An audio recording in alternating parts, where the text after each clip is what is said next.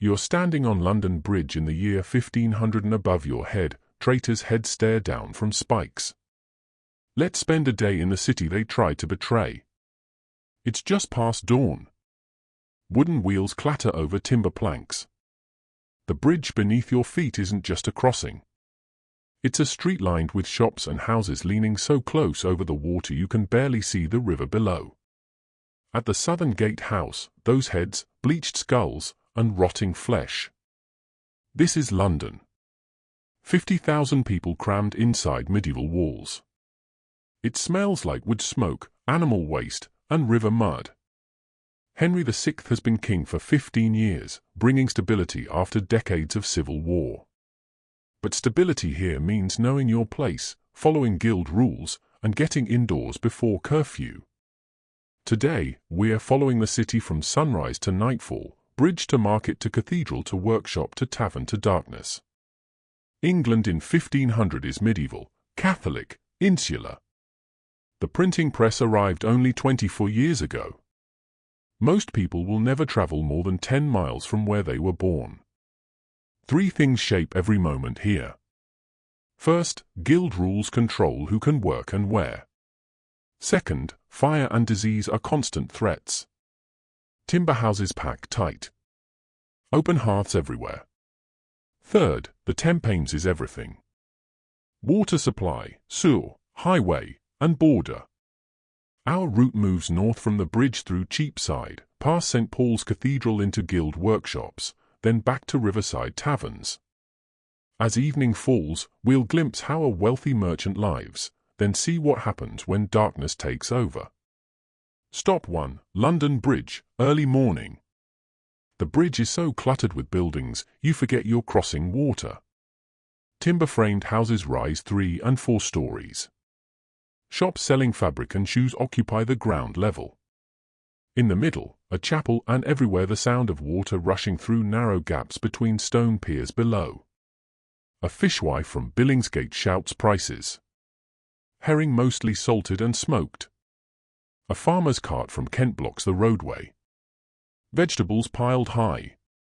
Transactions happen in silver pennies, but also credit and barter. Paper money doesn't exist yet. At the southern end, those heads on spikes. Traitors or people the crown called traitors.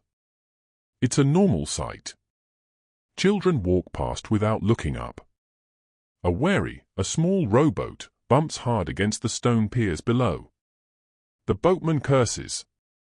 The Thames packed with these boats because there's no other bridge for miles. The crowd thickens as we push north toward Cheapside. Stop 2. Cheapside Market. Mid-morning.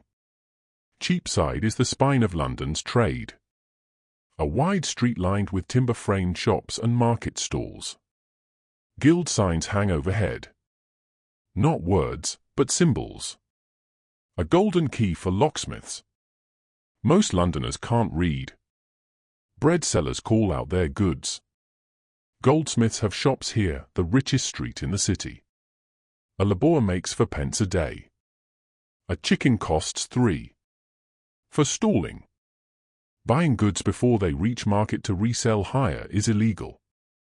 Get caught and you'll spend a day in the pillory with your head locked in wooden stocks while people throw garbage at you.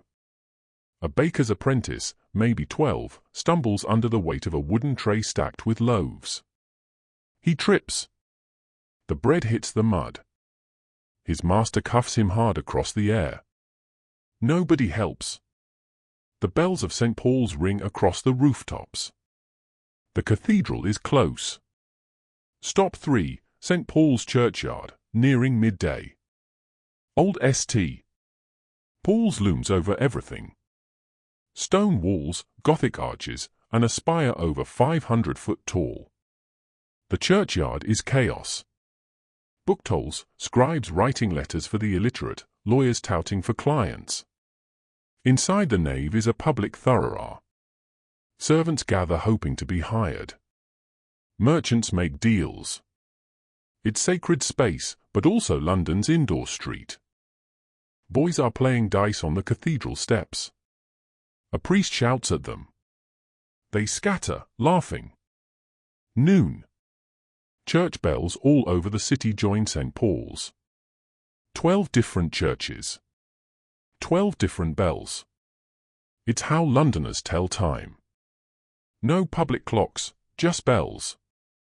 The Guildhalls are opening for afternoon business. Stop for Guildhall and workshops. Afternoon. The Guildhall is where London makes decisions that affect every tradesman. But the real work happens inside streets. Tight lanes lined with workshops. A blacksmith's forge glows orange. The hammer rings steady. Sparks scatter onto straw. An apprentice rushes over and stamps them out. Fire is everyone's nightmare. Timber buildings, open flames, thatched roofs. Apprentices are everywhere.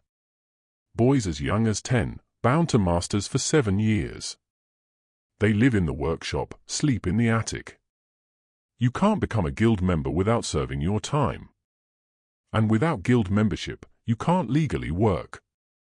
A tanner's shop reeks of urine and lime. A weaver's workshop clacks with looms. Every trade has its own guild, its own rules. Prices are fixed. Quality is inspected. Outsiders are driven out. The smell of roasting meat drifts from the Thames. Workers are breaking for their main meal. If you're enjoying this reconstruction, consider subscribing. It helps me keep building these time machines. Stop 5, Riverside Taverns. Late afternoon, timber ale houses lean over the mud flats. At low tide, the smell is brutal. Sewage, dead fish, rotting wood. The Stillyard, where German merchants live and work, dominates the waterfront. Inside a tavern, workers drink ale, safer than water. A woman serves it from wooden pitchers. Most ale in London is brewed by women. Food is pottage, thick vegetable stew, and dark rye bread eaten from wooden bowls. No forks. Those won't be common for another century. 2 dock workers argue over dice.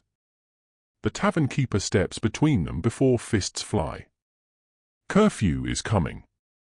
When the bells ring, taverns close and city gates shut. After dark, you need a good reason to be on the streets. The sun is lower. The wealthy are heading indoors. Let's follow one merchant home. Stop 6. Merchants' house. Evening, a stone townhouse near the river. 3 stories with glass in some windows. Most homes have only wooden shutters. Glass is expensive. Inside, candles burn. The main hearth crackles. The merchant's family eats roasted fowl, white bread, and spiced wine. Luxuries most Londoners never taste. Servants eat separately. Dark bread and pottage. The merchant wears velvet. His wife has silk trim. Sumptuary laws are supposed to regulate this, but they're loosely enforced if you have money. He sits by candlelight with account books. Parchment pages covered in Latin and numbers. He's marking debts owed, credits extended. Most of his wealth isn't coin, it's promises. Outside, a bell rings. The city gates are closing. Chains go up. London is sealed for the night. Stop 7. Streets after dark. Night. No street lighting. None. If you're out after dark, you carry a lantern or stumble. Blind through mud. The overhanging upper stories create near total darkness. Most Londoners are inside, shutters closed, doors barred, fires are banked but never fully extinguished. Relighting without matches is difficult. Every house is one gust away from burning. A watchman walks past, calling the hour. 12 o'clock and all's well, but something crashes in an alley. Footsteps running. He raises his lantern, sees nothing. Crime is common after dark. The punishment is harsh. Branding hanging, but that doesn't stop it. Chamber pots are emptied from windows into the street. No indoor plumbing. No sewers beyond open ditches. It all flows toward the Thames. The bells ring one last time. The city sleeps uneasily. How do we know this? Tudor court records, guild regulations in the Guildhall archives, merchant account books, and parish records. Archaeological digs have uncovered building foundations, ceramics, and waste pits that confirm written sources. AI visuals reconstruct scenes where no paintings exist. We cross-reference everything with archaeology and expert analysis. The goal is plausibility. What a day might have looked like based on the best evidence we have. Dawn will break over London Bridge again in hours. The worries will return. The market stalls will reopen. The bells will ring. 50,000 people will wake and begin the same routines their grandparents followed. This city hasn't changed much in 2 centuries. But after 1500, the Reformation will shatter the religious world we saw today. Henry VI will dissolve the monasteries, and in 1666 the Great Fire will erase medieval London entirely. But that's later. For now, the traitors' heads still watch from the bridge. The guilds still rule. The Thames still flows filthy and vital through everything. Next time, London, 1666, the year the city burned. For now, the bells fall silent. And 50,000 souls rest under timber and thatch, unaware of the centuries coming for them.